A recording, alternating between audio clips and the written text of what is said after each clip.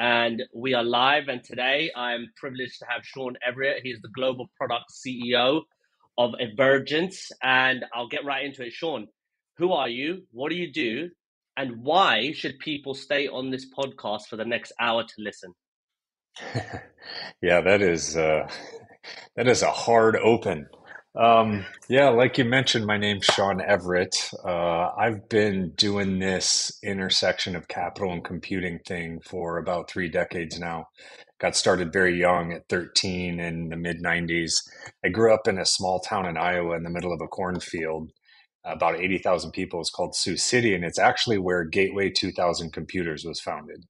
So, little known fact, this is back in when like the Dell days and everybody was in their college dorm rooms starting computer companies. And it was right when AOL had come out and the internet was really kicking off on a consumer basis. So I got a very early indoctrination into tech, and even all the way as far back as kindergarten, I had an Apple IIe in the kindergarten class. So you wouldn't think like the world's most advanced technology gets developed in a cornfield, but now you've got like Google data centers. We were about an hour and a half from Berkshire Hathaway, so a lot of the folks from who worked at Gateway would actually take their money and give it to Warren and Charlie to look after for them. So it was a weird, now that I look back, the path was kind of written for me, but go as a kid and like growing up and going to college and all that stuff afterwards, it really wasn't there. So, after that I formally studied mathematics and then went to business school at a finance and econ school, did some really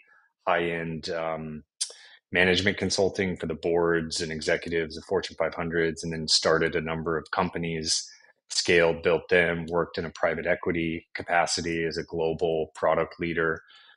Did that turnaround, got some exit interest by Apple and Box, and then founded my own company to help other companies build, grow, exit, acquire, integrate, basically create value for them. And that was both VC backed, private equity backed, public companies. And then the last 2.5 years or so, I've been working almost more or less exclusively with known private equity funds. And so 10 plus funds, 20 plus portfolio companies doing product and technology diligence, and then post close value creation, which is essentially a fancy way to say, can we drive EBITDA growth or profits?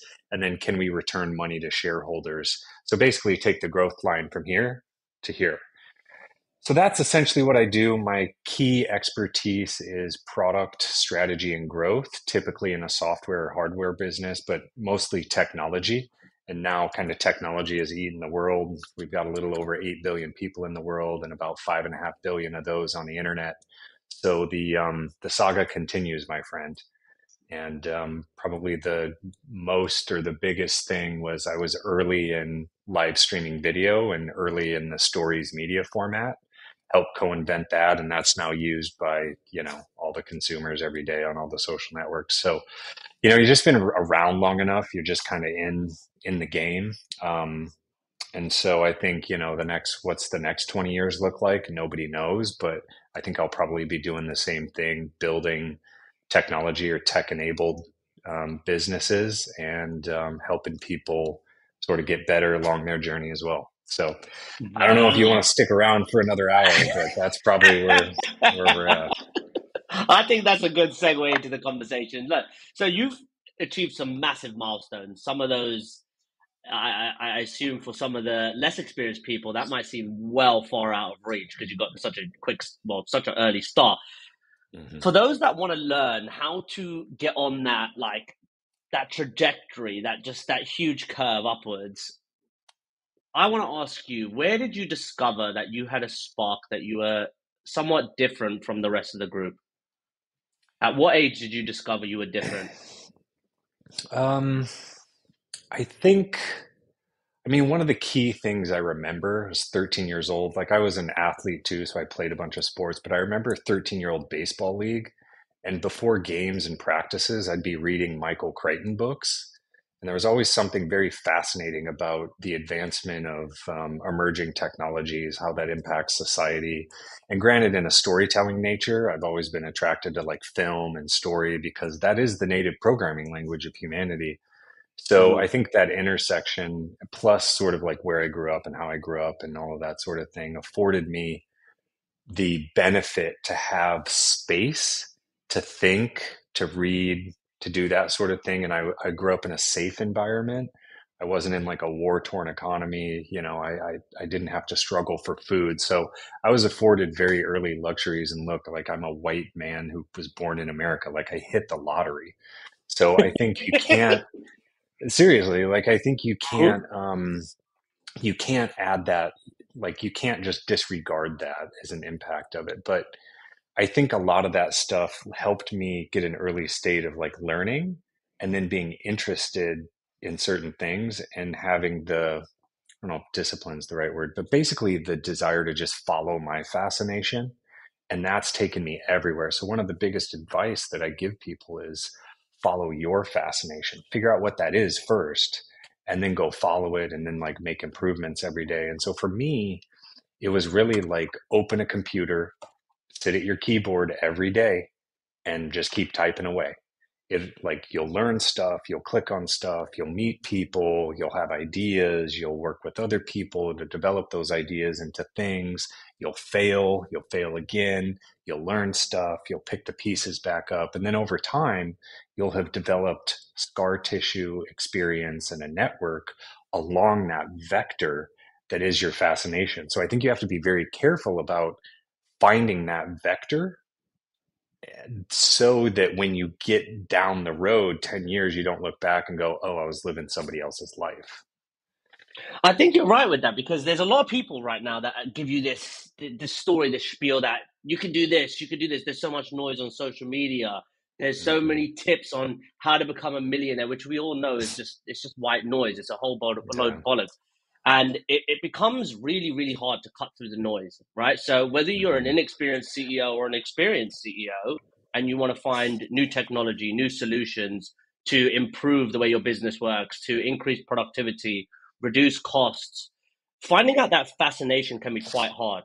I've spoken to some CEOs Hmm. that are in their 50s and their 60s and they still haven't found out their fascination because they've kind of just walked down that path the whole way of like that's scripture. Yeah. So how do you Hmm. kind of advise or recommend people they get that segue into finding out what that fascination is and then how do they dive deeper into that? Hmm. TikTok got really good at discovering what that is based on what you pay attention to and then giving you more of it. So your content diet is one, I think that's one element of it, if done from a non-entertainment perspective. But even an entertainment perspective can give you a lens into things. Like I have really good friends who are animators and story artists and creative artists. And where did that stem from? Well, it stemmed from them being a kid on the playground, like being a little lonely and like sketching in a book. And they just Mm-hmm. kept going and going and going and going. And now they've made like really famous properties, which are insane. Um, so, I think you just have to do the thing that you're attracted to in life and then take a pause and look at it from a third person's perspective and say, what am I naturally already doing? And then is it a positive thing? It's like I think it's the ikagagi is the Japanese term. It's like, what am I good at? What do people value? Like what can I get paid for? And I think the analogy I use because I'm always on this pathway is like you're scaling this mountaintop kind of like circular fashion. You're walking up the side, and so maybe sometimes you're going up, maybe sometimes you're going down, maybe sometimes left, right, but eventually you're circling closer and closer towards that intersection. And that, you have to determine what that intersection is. Some people focus on money as the most valuable outcome and the North Star metric. Other times it can be life experience, right? Maybe Mm-hmm. the thing that I want is life experience, which means I want to sit on a beach and I'll bartend at a local resort. And then maybe I'll like write some code or create some content at the end of that on how to garden. Like I don't know, but your North Star metric is very important. What are you Mm-hmm. trying to get? And then you have little tests along the way that says, okay, I got some of that thing. Did that actually bring me joy, fulfillment, satisfaction? Or am I just punching myself in the stomach over and over again? Like getting this thing that society deems is awesome, but I deem is like not awesome. So I think part of that is just back to the old philosophical trope, which is know thyself. And I You think you literally took the words from my mouth because the next question I was going to ask was purpose versus money. So while you're know. trying to achieve your North Star, I literally just had the conversation with the previous guest that was on. And he was like, I've watched the Simon Sinek, I've watched it too. And what's your why? And a lot of Hmm. people are just like, I need to survive. I need to eat. Hmm. I need to make money. And then like you kind of lose focus of what your purpose is. So where do those things, you say you go up a mountain and obviously it comes together as you do the right things. And I think the right things only come when you understand your true values from within, Hmm. and everything that comes Yeah. that comes to you comes from those values that you stay Yeah. close to. So where does purpose and money kind of intersect in your world? How do you kind Hmm. of suggest that to people, like to keep that separation, or how they come together? How do you help them see that? Yeah. I mean, maybe we could start with my own finding and then extract principle from that. So for me, the intellectual fascination has always been there, and it's been like technology, capital, business, user experience, consumer behavior, because it's always changing. The market's always evolving. So it's like trying to solve a never ending, always changing Rubik's Cube that you can't ever Hmm. solve. And so it keeps, Yeah. it's like that. It's like Tetris. It's the video game you can never beat. So I've always found that intellectually fascinating, and playing the infinite game of this stuff is fun. I like it. I enjoy it. Um, Hmm. does it bring me core value, purpose, joy, contentment on an intellectual level? Yes. From a like a capital perspective, taking care of my family, yes. But I think the thing that brings me even more joy is just like family. It's like Yeah. best friends. It's people. It's something so silly. It's like laying in bed with a couple dogs, my partner, and doing nothing. Like that, to me, that is like excellence. And so the Hmm. question is really which one are you focused on? Are you focused on, do I work so that I can live, or do I live so that I can work? Both are fine, and it can change. And I think it's changed for me over time, back and forth and back and forth. And so, I think you just have to set up your own rules to this thing, because the universe is has unbreakable laws of physics, and everything else is like changeable laws of mankind or humankind. So set your own rules, and as long as you're not hurting other people or animals or the planet, if you will, then I think it's everything's sort of fair game, but you got to I figure it out agree. for yourself. Yeah, I what do you agree think? because I was like I moved back from the US. So one advantage, major advantage I have over everybody that is in this country is I grew up in Franklin Lakes, New Jersey. So from 99, Hmm. literally September 2nd, 1999, my dad worked at Goldman Sachs. He was a VP. So they put us on a Hmm. huge package and said, we're going to buy you a house. We're going to give you everything. Go to New Jersey and we'll set you up. And it Yeah. was literally just a playground. 2 years later, 9/11, so the anniversary today, Hmm. God rest their souls. And I was in one of the richest towns, I think the 52nd richest county in America, Bergen County. Hmm. And because of what I was around, I was able to set the bar really, really high in terms of seeing what other Hmm. families had achieved, parents and whatever. And when I came to this country, I quickly saw how different perspective was. How some Hmm. people in the UK, they view money and growth and entrepreneurship and vision, they see that as like, oh no, you're arrogant, you're conceited. Really? Yeah. And I became the enemy of like my family, like my cousins, aunts, and uncles, because Yeah. I'm so ambitious.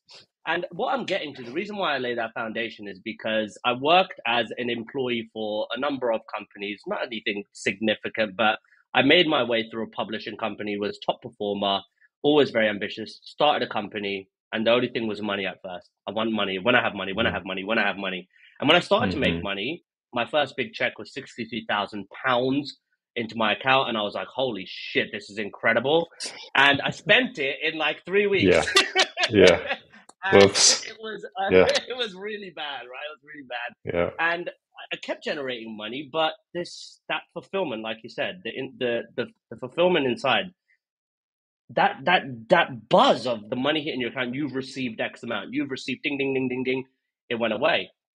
But then two things happened. One of my employees told me, like, I'm really, really happy I started working for you. I was able to buy my house by working with you. You paid me really well. Another one got a job, a really, really good job at a private aviation company.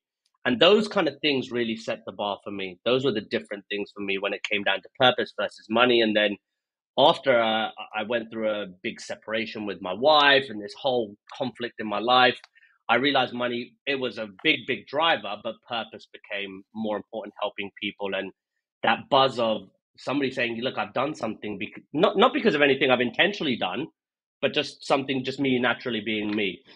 And Mhm. that was more exciting than anything I've ever experienced. And I always advise people look for fulfillment over anything else. But one thing that a lot of people are really stepping their toe in right now is the notion or the idea of building a business. And they Mhm. think that they're going to make all this money and it's going to be all this fun. They don't understand employee behaviors and payroll, and when things go wrong, when you're in the red line, Mhm. sometimes it doesn't really work out well. So I'd love for Mhm. you to walk the audience through just a quick snippet of what is it like to actually build a business in this day and age, in our world right now. What is it like to build a Mhm. business? If you could describe it. It's it's one of the hardest things that you can do, and just the fact that even any business makes money is astounding. Because think about business as a sport, right? So professional athletes in America, NBA, NFL, soccer, or football, whatever you want to call it, you're only playing a game for a set amount of time, an hour, 2 hours. You have a season, you're off. Sure, you're still competing, whatever, like the Olympics once every 4 years.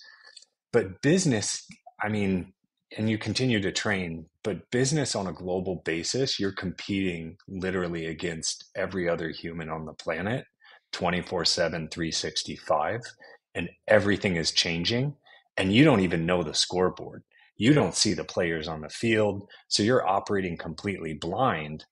And your entire job is to create something, put that into the market, a product or a service, something that somebody else wants, charge a price below the value that they have, and still have enough room left over to pay for all the things in order to deliver that product or service.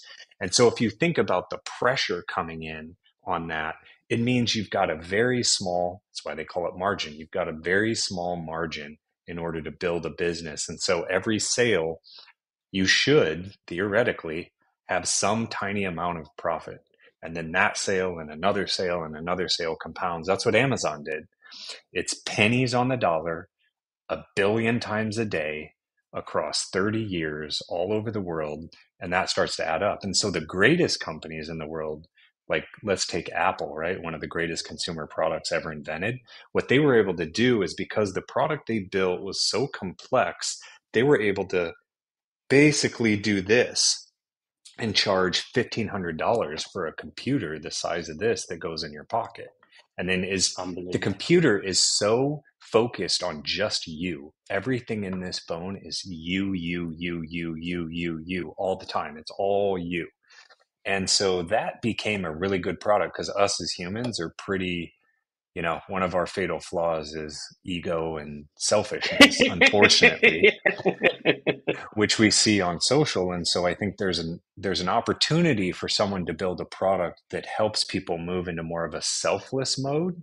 And I think what will Mhm. happen over time is we've experienced everything that happens when you connect 5.5 billion people on a worldwide stage and you see what everyone's thinking all the time, and the noise just bombards. There's an opportunity to like turn the volume down, but make the things that do happen be so valuable to not just me, but also you at the same time, that new product, whatever, or service, whatever it is, can then open up more of a market there. So that is why it is so difficult and so hard to start, because nobody knows you, nobody cares about you, it takes time and money to build a product or service. You got to keep doing it. you need customers coming back and continuing to pay. And the economy is crazy. We're in election years all over the world. It's like the most elections that have ever happened at the same time ever, like COVID, you know what I mean? So it's like, it's just Hmm. the disruptions to our world are happening faster and faster and faster, which means you need to be more and more agile. Prices are going up, willingness to pay is coming down. So that ability to start, grow, scale, exit, integrate, acquire is becoming shorter and shorter, even though the quote volume of money is expanding and inflation is occurring. And so that's why you see people running to Bitcoin because it's, I mean, you didn't see that one coming, but technically and mechanically speaking, that's one of the reasons why you see this. And so can I predict? I used to be able to see far out Hmm. years, year, month, day, week. Now I'm just like, I can't, there's no predicting the future. You just have to be completely agile, keep running your game every day, do the like if you get a piece of work to deliver a service or a product, you got to go all the way to the end. You got to be Michael Hmm. Jordan in the finals. And then you Yep. deliver that thing because the next one only counts on how that one was because everything changes between that last one and this one. So if you're not there, they're going to choose someone else to give their hard earned money to. And so you've got to be great all the time. And so does the company and the people. And that's just table stakes. That's just to get in the conversation. So that, It's to absolutely me, that's right. why it's so hard. I don't know. What do you think? How do you feel about all this? I think you're spot on. I thought it's 2020. It was April. They said go home. I looked at it. I always give myself a new story to justify things. I was like, oh, God has given me a reason to go start a business. He said, go sit at home. They literally said you don't have to pay your rent in a roundabout way. You don't have to pay your rent. You don't have to pay your mortgage. Like all bills are kind of paused. So I'm going to put all my money into a business. Why not? Mm-hmm. It's going to be easy. I'm great at sales. And I jumped into it, went into it with my best friend at the time and ex business partner now. Don't go into business with your friends, is one suggestion that I have. And one of the first things I did was I took on a client who really liked my work at the previous company, took her on board, worked with her for 15 months. And there came a point where money again became the priority. Clients Mm-hmm. started to come in volume, and instead of prioritizing value for the customer, I prioritized money, and I lowered the quality of my work. And what Mm-hmm. happened? A contract that went from $2,000 to 216,000 for appointment setting ended Mm-hmm. up, we're cutting you out, Shane. And it Mm-hmm. was just because the value wasn't there. We were Mm-hmm. commoditized kind of service. Appointment setting is no value really whatsoever. So it was a quick replacement. And I found that, okay, if you're going to build a business, number one, if anybody's looking at service based because it's so easy, it is not easy because you're dealing with people and it's actually very, very hard to manage people, Mm-hmm. emotions, and then everything that comes with it. So I think, yeah, just like you said, focusing on one thing, make it very simple, bring on a customer in this day and age. Like you said, be Michael Jordan for that customer, show immense value so that they love you and they want to stick around for you. And yes, above delivering value for your customer, delivering the right type of service, making them feel Mm-hmm. safe, comfortable, secure, confident that you're able to deliver the solution or solve their problem. That ended up being the most important thing for me. I shut my service company down and said, I need to kind of lower my ego. I need to humble Mm-hmm. myself. And that's why I moved into a company that has a lot of money now to build AI for a very, very profitable financial service industry and learn my way through there, learn how to take a business from 1 million to 100 million or a billion plus. And once I've kind of Mm-hmm. built my school within the experience, then once I get my exit and my payout, then I can go build again on a product, maybe similar Mm-hmm. to you. Now, two questions on this. We have 30 years ago when you started, you said we had a lack of technology. We had late adopters of technology, and Mm-hmm. it was kind of hard to break through the news. Now we have so much technology, and Mm-hmm. the quote is, "It's never been." I think Patrick Bet David. I don't know if you follow him. Patrick Bet David says it's never been easier to become a millionaire in this day and age. You can have your one man billionaire companies. However, they don't realize there's so much more noise to cut through. So is it harder or easier now to build a business than it was versus 20, 30 years ago? Yeah, I don't know. I mean, it's hard. I would challenge that assertion that it's easy to be build a billion-dollar business or become a millionaire. I mean, the old adage is more competition depresses profits until you get commoditized and there's zero profits. So what the internet did was commoditize everything. It made us Mm-hmm. more connected, but the competition went through the roof. So if you used to sell shoes and you were the only shoe store in a small town, you owned the whole town. Now they just go to Amazon and you're out of business, right? Or Nike or whatever online. So I think it's almost even more difficult in a lot of ways because things have become productized more. We've got outsourcing, and so the barriers to entry are less. And so a lot of folks think about doing social media, become influencers and content creators. It's like you are literally competing against 2 other billion people on Instagram, 2.5 billion on YouTube, like 3 billion on Facebook. That's a lot of competition to get some It eyeballs. is. Like pick something where there's no competition and be the only game in town. That's the whole point. Like Google, they just lost a big case, but they're the only game in town when it comes to search. They were the last best option and they figured it out and they scaled. So I think that is a key thing. And then even with the proliferation of technology now, some of the work I do, especially in private equity, is the primary competitor is still pen and paper. There are a lot of industries where people are still using archaic approaches, pen and paper, maybe some Excel documents. The SaaS tool doesn't exist, but everyone piles into like MarTech or sales tech software, ERP software, accounting software, legal software.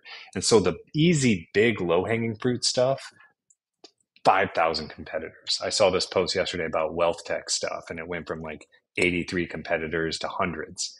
It's like, okay, yeah. So you got to go pick some niche where there's not a lot and then go do the thing. But then your challenge is I now need to educate you and I need to change your behavior to stop pen and paper and get you online, which is a big difference. So it's hard no matter which way you go. And I think the only thing that does it is you gotta be really good and you just gotta keep going. The longer you last, the more people fall away and the more opportunity someone from 5 years ago comes back around. I've had a client from 10 years ago come back and then introduce me to somebody. So that cycle time was a decade. Mm-hmm. That's nuts. That's Yep. nuts. Even longer, actually. So I think it was like 12 years. So it can happen. It's just like, how long have you been in the game? And you can win just by virtue of being in it for a long time and still staying deep in the weeds and doing the work, building the thing, crafting it with your hands, staying sharp. You got to stay sharp because the kids are coming up fast, They like, and they're are. They good. are. They're good. They are. They're so. My daughter is 2.5, and the fact that like I watch her going through YouTube and my notifications will come up. She knows how to swipe those. She knows how to turn things down. I'm like, oh my god, this is going to be crazy. So Hmm. I want to touch on something with private equity because I've been coming across that, and that was actually one of the iterations to what I wish to look to achieve throughout my career. So I started off, like I said, as an employee, then became a CEO of an agency, and through that time, like I said, the headache of just people. I know it's not the greatest thing to be speaking to people about. It's not that. It's maybe I'm bad. The biggest kind of vulnerable statement I can make. I was not great at managing people because I need to manage myself in a better way before I do that. Right, take on that responsibility. But with that in mind, I'm now seeing like tons of stuff from Roland Fraser, Cody Sanchez. I don't know if you know those two names, but the Hmm. whole thing of go start buying distressed businesses now is a big kind of thing. Mhm. build a private equity firm, take on 30, 40 companies, deliver for them, have a portfolio, deliver value to your shareholders. It's so easy. You go to write bizbuysell.com. So for people that are listening that are kind of going down that path right now, what kind of advice do you give to them from someone who's actually in the Mhm. weeds of it? One principle that should give you pause. If you see it showing up on social media, you should assume it's already saturated. So be careful. Um, Good what advice. this buy distressed businesses, this stuff's been going on for 20 longer, decades. And the thing that really helped this was the zero interest rates over the last 10, 15 years that happened up until, basically the last couple of years when the Fed rapidly raised interest rates from zero. So that allowed you or the private equity firm to borrow money at a very cheap rate of return or cost of capital and then deploy that into these businesses who could then grow. If your growth rate is faster than your debt rate, that's the margin that the private equity business makes money on. That's their assertion. And then you basically improve EBITDA and then you can sell it, for a higher margin, depending on the valuation of the market. So basically it is very difficult. I mean, speaking with and working with a number of these private equity sophisticated investors, like some of these are managing hundreds of billions of dollars, but lower middle market was a big thing. Call it like $7 million in EBITDA is the break point, or 10 million in revenue.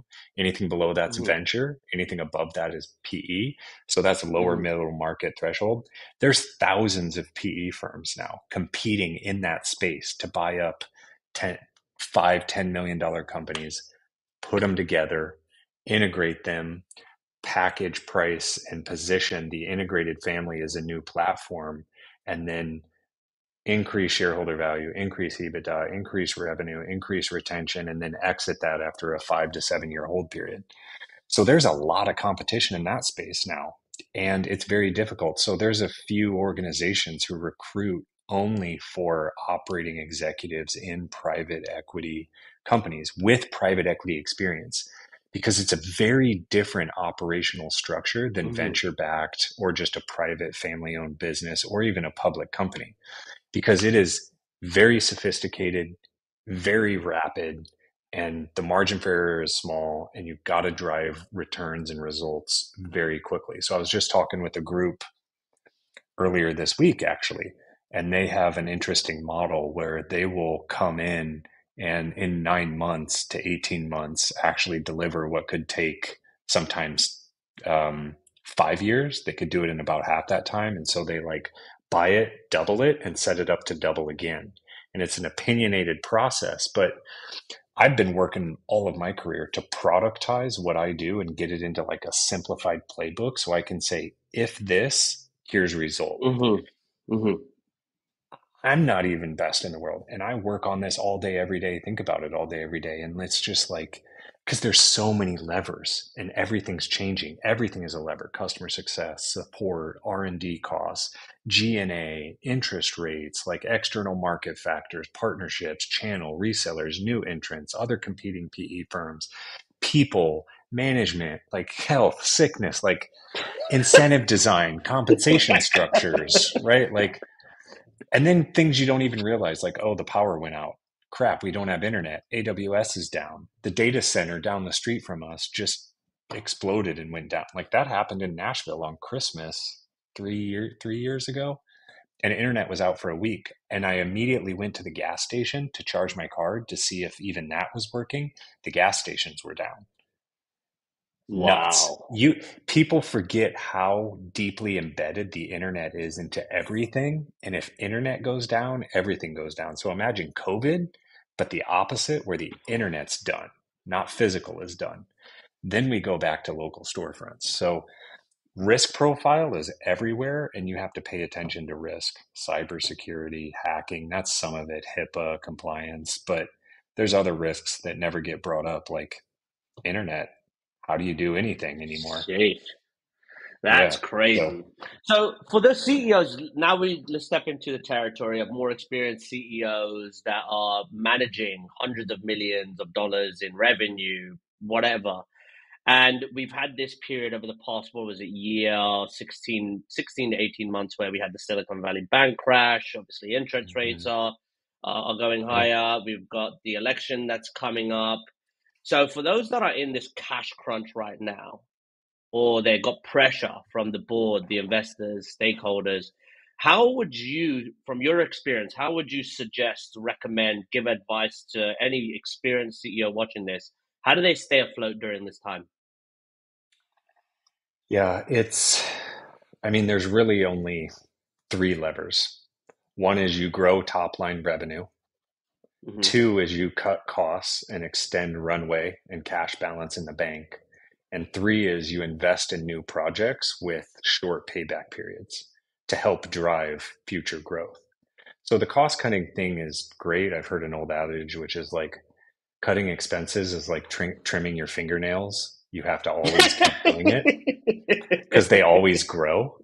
And so that's there, but you have to be careful that you're reducing things that you're not cutting into bone or muscle, right? It's like maybe there's layers of fat or something or inefficiencies. So we saw that actually play out over the last couple of years.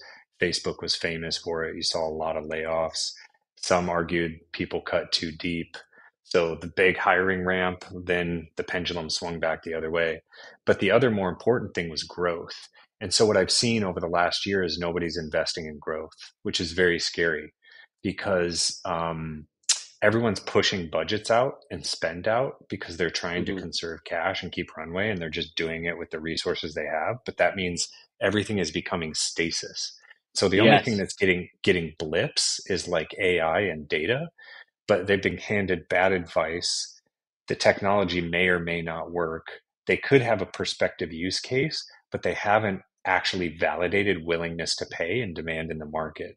So I see those three things as big risks that I'm advising and working with clients now and companies now on. And so I think that's really it. It's like you have to invest, but you can't mess up structural EBITDA, especially in a professionally managed environment. So that 1 year EBITDA on your income statement for FY24, you can't mess it up, which means your payback periods have to be rapid. So you need to do things like reduce energy costs in warehouses, in buildings. You can do that with some assessments. Actually, I have a partner that does some of that. Um, you can invest in shorter term projects that actually improve throughput through the organization, invest in RevOps to reduce cycle times on AR, and then make sure you're filling top of funnel leads, but also closing bottom of funnel, like about to close, and then shorten sales cycle time and then ramp up like new business so you can actually account and accrue for that revenue faster than just cash based accounting. So there's a lot of little levers, but ultimately, I think the piece that's going to happen is as the Fed reduces interest rates here in September, we hope in the next week or so, um, that will then have a knock on effect sort of everywhere where it's like, okay, things are opening back up. And I actually know from talking to some people that this fourth quarter is going to start ramping back up into Q1 of next year in terms of spend and hiring. People got to end budgets, they got to do their budgets. So, yeah, I think there's light in the tunnel, but I think people have to stop pushing out investment that is directly related to EBITDA growth because they still need to show cash flow increase and profit increase year over year, especially public companies. So it depends on how big you are, how big your lever is. So at the very top, like Fortune 500s, your levers are incentive compensation design, metric setting, and goal setting. And that then flows down into the organization. We built some products we call like a value drivers dashboard to help companies do that. But anyways, that's it. It's like grow, cut costs. That's basically it. All right. More cash. So Yeah. so moving into the next segment. We got another. So how are you doing for time? Just we got 20 minutes left. You good? Yeah. Yeah. We're good. Okay. So one thing that I want to ask in terms of how. Okay. So we're moving into the AI segment. You're talking about cutting costs, increasing revenue. I lost my train of thought for a second when I asked that question. So let's just move in, let's just move into the AI segment. So I work in financial services right now, delivering AI to AI, conversational AI, very vague term, very broad term, Hmm. into the debt recovery department, mainly because the use case is so simple. It's such a scripted approach. Hmm. For you, oh no, that's what I was going to ask. So for anybody watching, and you're talking about reducing costs and increasing top line revenue, for those that's watching, what's the sweet spot for Sean? If somebody was looking at this and they're like, I'm a company of this size, what's your sweet spot in terms of revenue range for them to reach out to you based on that type of information you just gave there? Yeah, I think sweet spot is kind of less than a billion. I mean, a lot of the middle market private equity is somewhere between 10 million and 100, 150 million. Um, then your next segment is kind of like 1 to 300 million, and then probably Mm-hmm, 500 to a billion.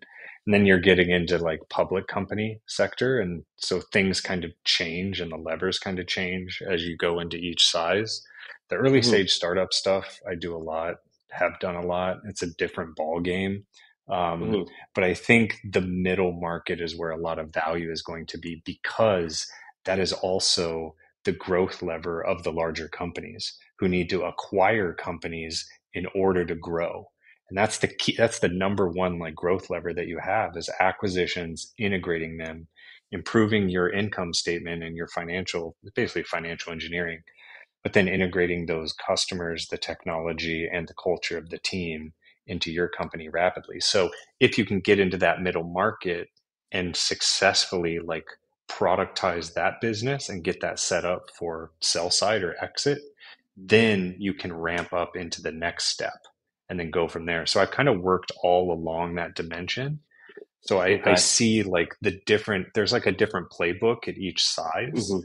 Mm-hmm, mm-hmm, Um, and so it really just depends on what size the company is. But I'd say the key expertise is looking at things through a product management lens from mm-hmm, inside out and outside in, and mm-hmm. then also my partner from a brand lens and creative lens, which is how I connect my thing with the market and make them pay attention to it. So Okay. All right. That's really cool. So AI, very, very broad topic.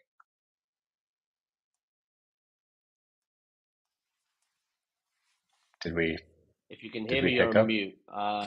Just unmute yourself and push the video thing. Yeah, I can hear you. I think it's just the internet is not so great. If you're speaking, I can't hear you. It says that you're on mute. There you go. Can you hear me now? Yeah. Yeah, I can hear you Can you now. hear me? And then, yeah, and then there'll be a button with the video. Just see if you can, if it shows to click that. There we go. Does that work? Oh, weird. I had a disconnect on internet. It still showed my video and audio, but it must have automatically turned it off on the software side. So, Technology these days, right? yeah. You opportunity for a UX bug fix. So, give the requirement to the product team. Yeah. I will talk to podcasts all about that. So, Yeah. your views on AI, if we were to, because it's such a broad topic, if we were to hone in on a specific area of AI where your expertise shines, let's Mhm. establish where that is first, and then let's go Mhm. into your views of that. So, what would be the area that Sure. you'd say shine in with AI? So, yeah, there's a lot of misinformation out there. So, I have a math degree, and one of the classes we took in undergrad was linear algebra, which is matrix multiplication, which is essentially the essence of what people call artificial intelligence, is really just math equations. Mm-hmm. So, one of the ways I explain this to people who may not be as deep in the weeds is if you go into Excel and you have a list of data and you create a scatter plot chart. So all the charts with the little dots on it, you can right click that chart and you can add trend line and it'll draw a line through those data points. And then you can right click that line and you could say show equation and it will show an equation of like y equals mx plus b. That's artificial intelligence. That's what everyone's so scared about. That's what everyone's so worried about is an equation. Now, 3 billion parameter models are very long equations with a lot of variables that are multivariate in nature. And so basically, when you push data through that, it just is updating that model either in real time or beforehand. So Hmm. that actually is the essence of what AI is. Now, there's different flavors of this. There's like machine learning and large language models, which sort of woke everybody up. And then other foundational models like biologic intelligence, which we have a lot of experience in, actually, the world leader in that space, which is like robotics, animal connectomes, software that drives robotics and autonomous stuff in the real world. So, in terms of expertise, we've built stuff in algo trading, investing, emotion AI, part of the stories media format, detecting scenes in videos, personalized linear channels and streaming. Just got done building a text to video Gen AI platform prototype as well. And then in the enterprise land, it's basically like run over the top of all of our documents and user history and put a chatbot over it, and then pull up the information that's needed from existing knowledge base. So that's there as well. So I think as people think about AI, they're thinking tech and then go take that to market. And I, once again, I would say from a product management perspective, you want to think about the market, what they need, and then work backwards to what solves it. Because a lot of times I see people going, that's an AI problem. And really it's just, oh, this is just classic if then that software. So you have, and so you have to be really careful about what the actual use case is, and then you can determine the type of technology that should be used for it. I love that fly that's buzzing around the room. Yeah, I think it's a little baby moth here. It might be a ladybug or something. I don't know. I see it flying. I So guess a, he's a lot interested of in what we're talking about. it must be right. So a lot of businesses are they have concerns about using it. There's legalities around it. There's compliance around it. And I'm obviously from the environment that I would love more people to be using it. I'm using it at a very very basic level, but it has helped amplify productivity for me tenfold. So for those that are looking at using AI in their business, they've had processes and procedures that have systems that have been established for the past 10, 20 years. They don't want to change management can be so scary. You've obviously got Mhm. a number of people within the staff team that are afraid it's going to take their jobs, which is the whole kind of scare that they have. They don't realize it can augment, improve, and kind of supercharge what they're doing, turn C players into A players. How should businesses be first looking and then integrating AI the right way into their business with the view of adding more revenue? Mhm. Yeah, to me, I've been using this repeatable soundbite, which is AI is an EBITDA driver, so profit driver. And what that means is really where you want to focus AI is on the core operations of a business. And you either sell that AI into other businesses or you use it internally for your own business. And the reason I say that is because all software does one thing: they automate something. They automate a Mm-hmm. manual process or an automated process. So automate the automation. AI is really just automating the automation. So what happens is inside an organization, there's a lot of tasks that are happening. People are clicking buttons on different software programs. They're sending files back and forth. They're having conversations. They're doing reviews. All of that takes time and effort. So, what AI, the dream of this is that they're going to automate these processes. So, what happens when it automates and people are worried about taking their job? The answer is, well, yes, it's going to automate pieces of your job, which is great for you because why? Now I don't have, and I've done this through customer interviews with executives and admins of enterprise software. People say, I spend my entire day with 20 tabs open on my browser, and I'm in all these different software tools, and my Mm-hmm. entire day is just spent clicking. It's this click, click, click, click, click. Why? You're a human being. You have a brain. You're the most intelligent species that we know of. Why are you spending your time clicking? Have software do it. Get your time back, level up, use your brain, think some more. instead of doing all these rote manual admin tasks clicking around in software. So to me, I think that is like the absolute core of where all of this is headed, at least on the enterprise software side. On the consumer side, you people imagine or envision all my Amazon shopping is done for me, like all the like little tasks and bill pay and all that stuff. So you have to give away some element of control and trust. And who do you trust? Well, you trust companies that you already trust, like this. So Apple Apple has some really great strategy people. They disintermediated everybody. So you interface with Siri, who then disintermediates OpenAI and Azure and all these other AI companies. So you interface with Apple, and then they didn't take the brand hit because guess what? Your crappy answer came from this third party. But we are still Apple intelligence because we have disintermediated everybody else and you trust us. So thank you very much. We'll take your money. And then we have power over all of our third party providers.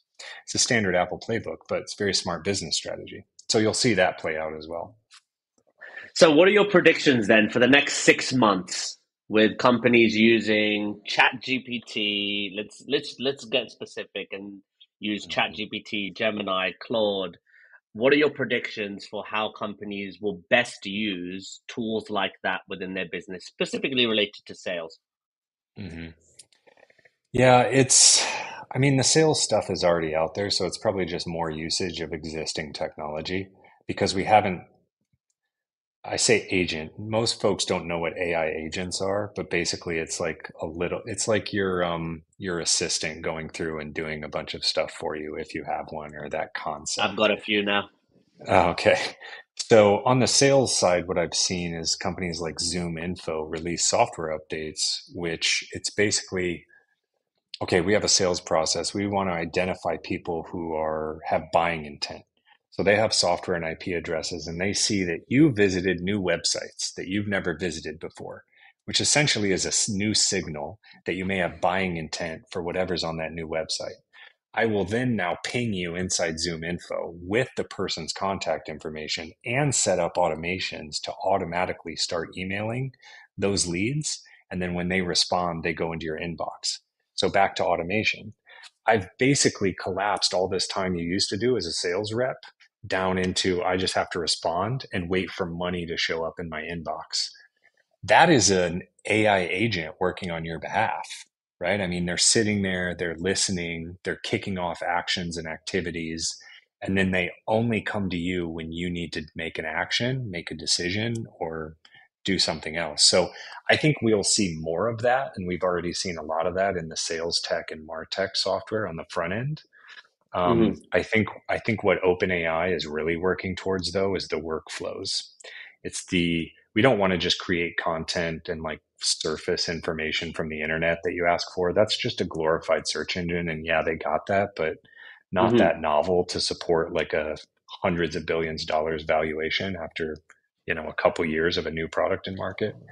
I think it's going to be the workflow across everything in your daily life, and then that will then turn into like robotics in the home. So, but next 6 months, I think it's just more of the same. Are you gonna get the robot in your home, the one that looks like a human when it's ready? If it has I am. biologic intelligence in it, and if it has very good safety procedures as a balance and check, so bad things don't happen and they're prevented. Um, we haven't seen this very well implemented in self-driving cars yet. And the expectation is 5 nines of safety, maybe 10 nines of safety.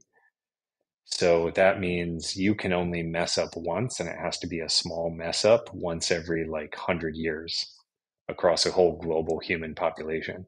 That's the level of expectation. Because one bad press release on the cover of the Wall Street Journal about this robot did something that hurt somebody, game Oh, over. Game oh over. man, that is done. So before ask you the last question, just on that point of AI agents, because yes, you've got AI that is one prompt give you an answer, one prompt give you an answer. AI agents allow for a workflow to actually follow the whole process through and complete a task.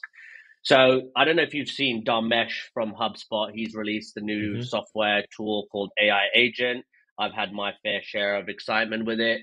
And Hmm. then my question is, do, let's say, amateurs, novice, intermediates, all the way to advanced, where would you say people get started in their business? Is it with a pre-built generic AI agent, or should they go right for custom developed, individually personalized agents across their teams?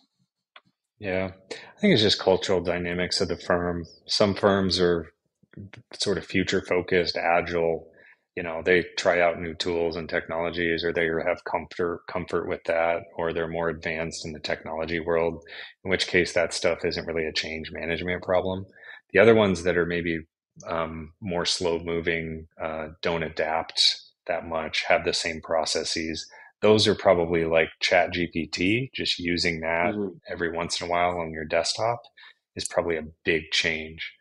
But I mean, I think it's company specific, but everyone I think is starting with the Chat GPT style thing just to get their heads wrapped around this and try to see how they feel about it and how accurate it is.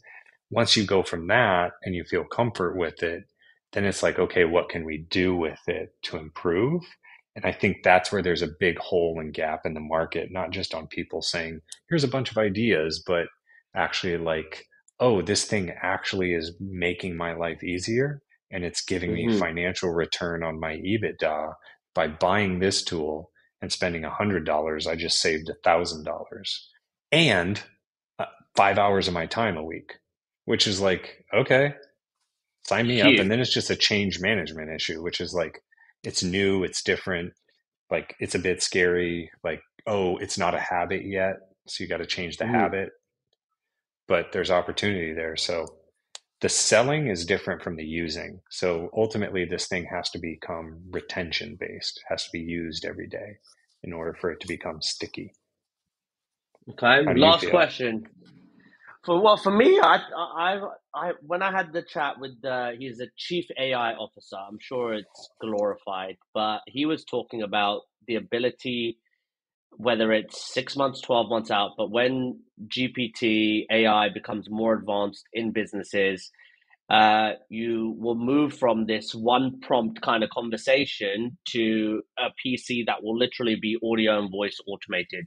So every Mhm. command, every type of action or workflow, once it's further advanced, if you have the money to build that type of technology, it would just be us sitting in front of a computer with your AI and kind of going through tasks by just speaking to it, increasing your Mhm. productivity with just conversation, fluid kind of approach.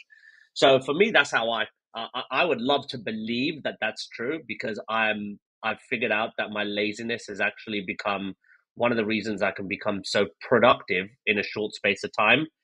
And if that's possible, I'm super duper duper excited, absolutely thrilled to see what happens in the future. But I do Mhm. have concerns, right? I do have concerns, multiple concerns, just based on people bringing them to my attention. So if you were to bring one concern that you see for people, businesses using AI over the next year, what is the number one thing that comes to your mind? I think from a business perspective, because that's a lot of the conversation I have, is that they get it wrong. They're building a tool. Oh, it worked technically. Oh, we have a use case, and the use case is obvious, right?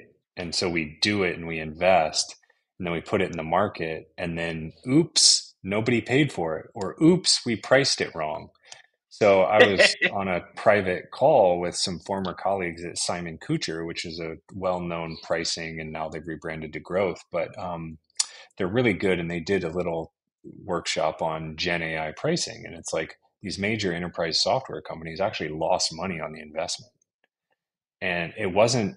But the only one that did was ServiceNow. They successfully implemented it, and they've got workflow tools, and they priced it right, they positioned it right, they packaged it right, they built it right, and so it was successful, and it meaningfully increased revenue. So it's one of the best success stories out there, of a going company actually making money on this, because OpenAI is not making money, right? I mean, they're not making profit right now. So Mhm. ServiceNow actually is the market leader in AI from an enterprise perspective. Wow. I think, I mean, I don't know what Microsoft is, if they're making money on their thing, but ServiceNow is actually making money on their Gen AI initiative. And guess what? They didn't spend hundreds of billions of dollars on it.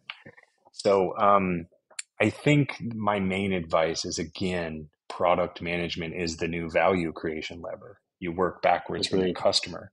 You have the customer development conversations on willingness to pay with the buyer persona, the admin persona, the user persona. You work backwards into positioning, pricing, packaging, branding for everything, right?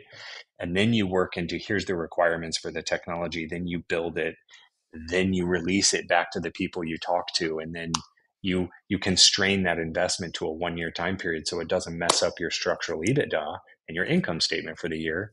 And then you get on the phone with your investors, either in a public setting or privately, and you say, this is the process we use. We did the thing. It worked. It's good. Everyone's happy. Our customers are happy. And we didn't hurt anybody along in the process. And I think that's the only way we get to that Iron Man, Tony Stark vision of AI plus AR holograms, powered by blockchain, the future technology Wow. stack. So Wow, that's wow, my wow. thoughts. It's a mind-blowing episode, dude, and we're right at the top of the hour. So I'll ask Okay. you the last thing to wrap it up. One consistent habit one person in this audience should follow to be successful and achieve the things that they want to in life, what would you say that one consistent habit should be? Yeah. I think you answered it in the question, which is habit.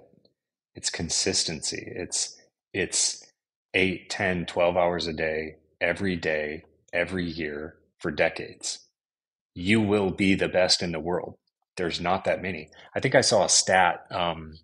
Basically, if you get to 3 podcasts published, you've beat something like 80%. If you get to 20, you're Mhm. like in the top 1%. So it doesn't Yeah. take much to get like good, but then that last 1%, when you see like Olympic athletes, I mean, the margin is so tiny, but the value and the difference in Yeah. performance is gigantic. And so to me, but then define success. What is success for you? Whatever that is, in order to get better at the thing and continue to do the thing that actually brings you the definition of success, I think it's just consistency of whatever that thing is. And you have to have some joy in the process. Like, you can't just be a machine. We're humans after all. So, like, everything in moderation, including moderation, flip that one on its head too. So, philosophy. Yeah. I The love it. human I love it. animal. Where can people find you, Sean? If they want to learn more about you, inquire about services, get to know the business, where do they go? Where's the best place to tap you up? Yeah, avergence.team. You can see it under my name there. So that's the web address. You can find me on LinkedIn. I'm Sean M. Everett all over the internet, have been for decades. So you'll probably find some old cringy stuff on Quora if you look. Posterous all the way back then. If you can find my AIM screen name, which isn't the same, like I'll give you a bonus. So that would be interesting. Yeah, I'm gonna have to put that as a reel. Let's see how people respond to yeah, that. But look, yeah. Sean, it's been an absolute pleasure, delightful speaking with you. Thank you very much. Any last words?